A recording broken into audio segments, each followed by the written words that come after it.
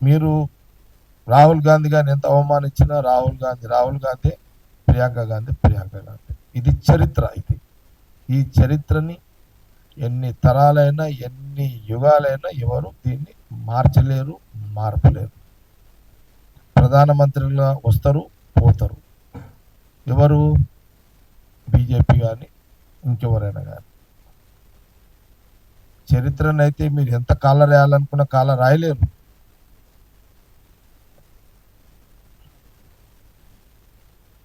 ఈరోజు కూడా ఒక జనరేషన్ నిజాంను వదిలేస్తే ఒక కొన్ని జనరేషన్ నిజాం పాలనను అందరూ చర్చించుకుంటాం మనం. ఒక్క నిజాం వదిలేస్తే మిగతా నిజాం సర్కార్లందరూ కూడా ఒప్పుకుంటాం. ఒక హుస్సేన్ సాగర్ కానీ, లేకపోతే ఏది ఉస్మానియా హాస్పిటల్ కానీ, నిలోఫర్ హాస్పిటల్ కానీ, ఫెవర్ హాస్పిటల్ కానీ, ఇవన్నీ కూడా ఇప్పుడు ఇదేమంటారు, ఇది అది మనం వాటర్ అక్కడి నుంచి వస్తాయి కదా, గండిపేట, ఉస్మాన్ సాగర్ కానీ. ఎందుకు? చరిత్ర అది. బీజేపీ ఎంత మత పార్టీ, మతంగా ఎంత ఒక నిజాం ఎగ్జాంపుల్ తీసుకొని అంటారు కానీ మిగతా నిజాములంతా బాగానే చేశారు కదా. అంటే మంచి చేసినోనేమో తుంగలో దొక్కుతారు, ఏమనో.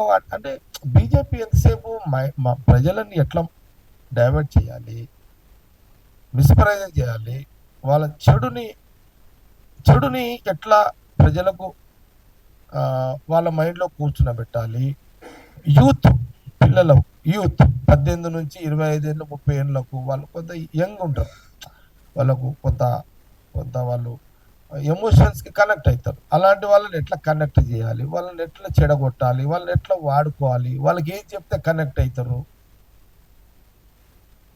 ఇది ఒక మైండ్ గేమ్. బీజేపీ ఆడేది ఒక మైండ్ గేమ్ అంతే. అల్టిమేట్ బీజేపీ పాలసీ ప్రభుత్వంకి ఎట్లా రావాలి, ఎట్లా జనాలను ట్రాప్ చేయాలి. హౌ ట్రాప్ ఎట్లా చేయాలి, ట్రాప్ కైసా కర్నా భాई, ट्रैप कैसा करना. एक ही रहता है बीजेपी को भाई. बीजेपी बीजेपी के लाइन एक ही रहता. आज का जो नया जनरेशन रहता वो लोगों को कैसा ट्रैप करना, कौन सा बात में ट्रैप हो जाएंगे वो लोग. इजी वर्डिंग्स को जो बोलेंगे, कौन सा वर्डिंग वो लोग कनेक्ट होंगे. ये बीजेपी का चाल रहता है पूरा.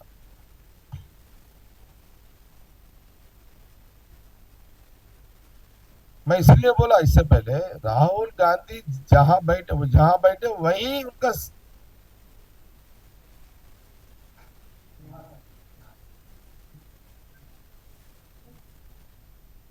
उनको पोस्ट जरूरत नहीं है राहुल गांधी जी को वहां बैठ. इसलिए मैं बोला राहुल गांधी जी एक लायन, उनका ब्लड है, लायन स्टाइल उनका लाइन है, वन लायन.